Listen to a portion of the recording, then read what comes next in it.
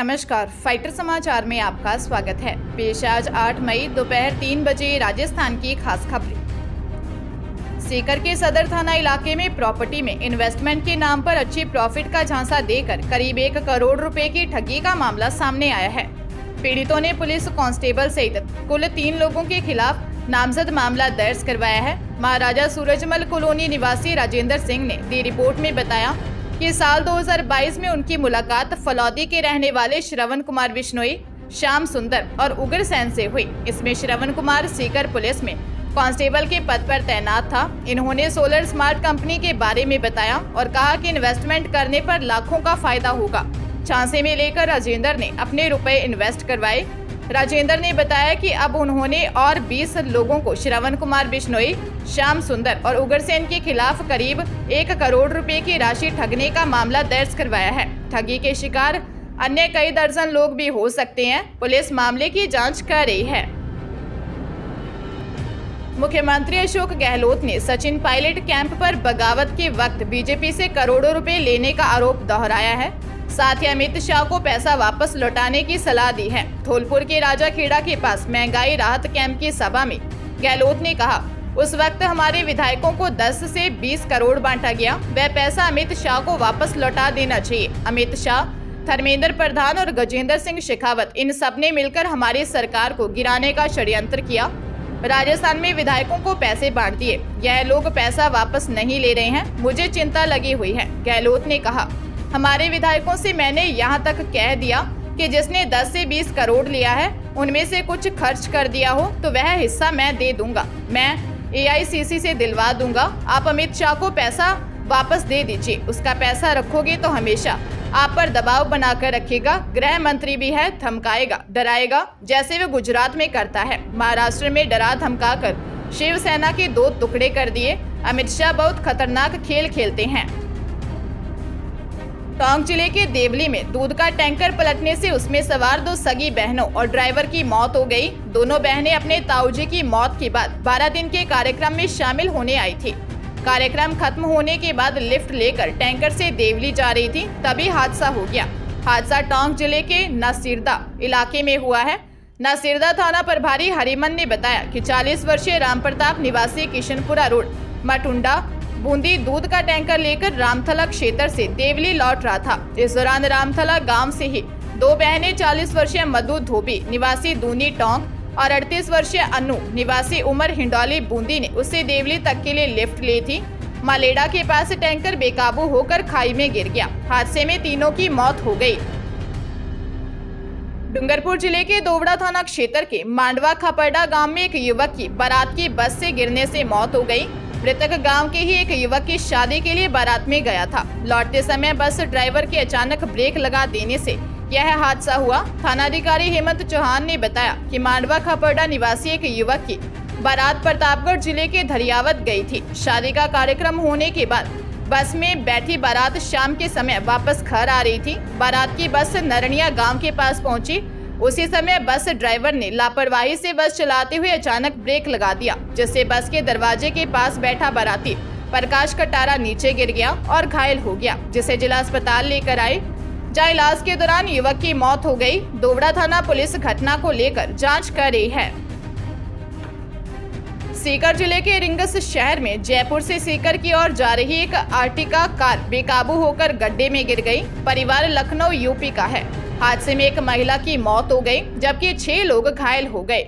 मामला रिंगस थाना क्षेत्र के पास गांव ठिकरिया पोल फैक्ट्री के पास का है। घायल 5 लोगों की हालत गंभीर होने पर उन्हें जयपुर रेफर किया गया। हादसे के बाद कार नेशनल हाईवे से 100 फीट दूर खाई में जा गिरी।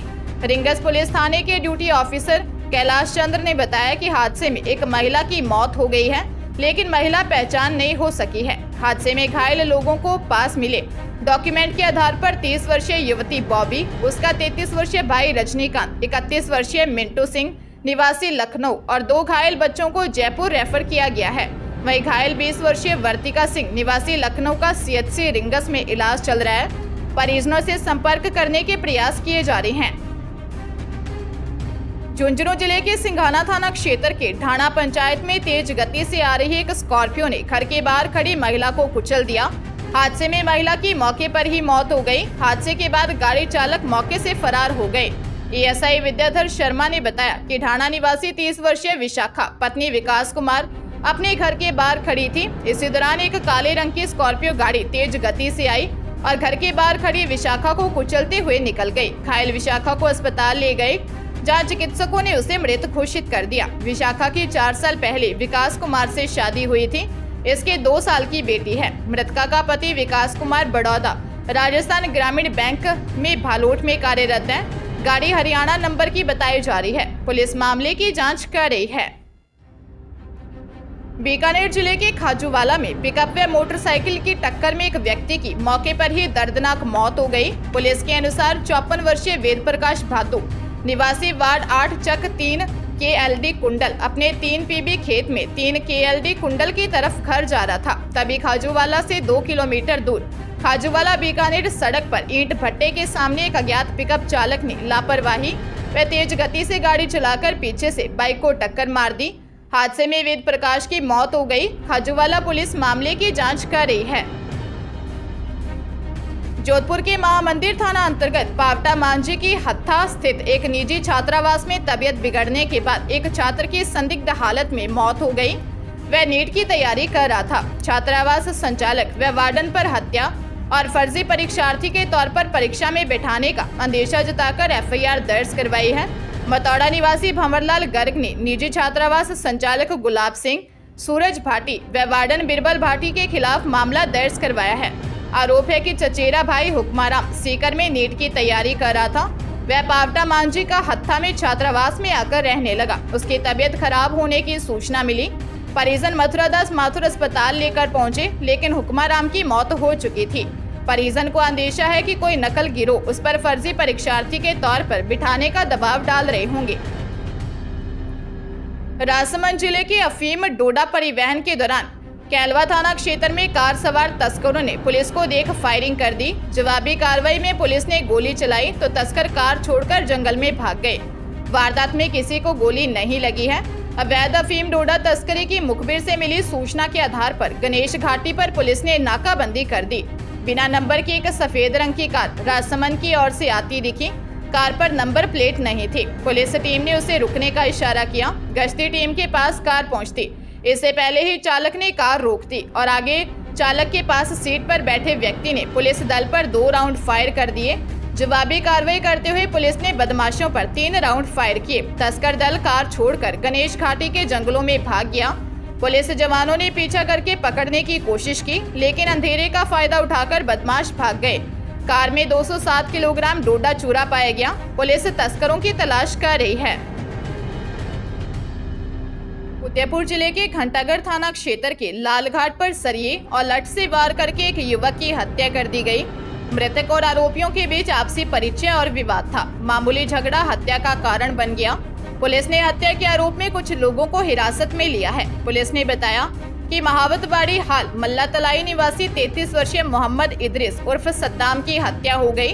वह टैक्सी चालक था। बताया गया कि मृतक और आरोपियों के बीच पहले से दोस्ती थी। वे रात को लालघाट पर साथ में थे। इस दौरान किसी बात पर झगड़ा होने पर सद्दाम नाराज होकर चला गया। ऐसे में झगड़ने वाले आरोपी उसे पुणे टेम्पो में लालघाट लाए और जमकर मारपीट की। गंभीर स्थिति में सद्दाम को MP हॉस्पिटल पहुंचाया। पर्याप्त उपचार नहीं मिलने से अहमदाबाद ले गए, जहां उपचार के दौरान मौत हो गई। पुलिस ने घटनास्थल और आसपास के क्षेत्र में CCTV फुटेज जुटाए, जिनमें नजर आ रहे आरोपियों की धरपकड़ के लिए दबिशें दी। SP विकास शर्मा ने बताया कि कुछ आरोपियों को हिरासत में लिया गया है। जल्दी घटना का खुलासा किया जाएगा।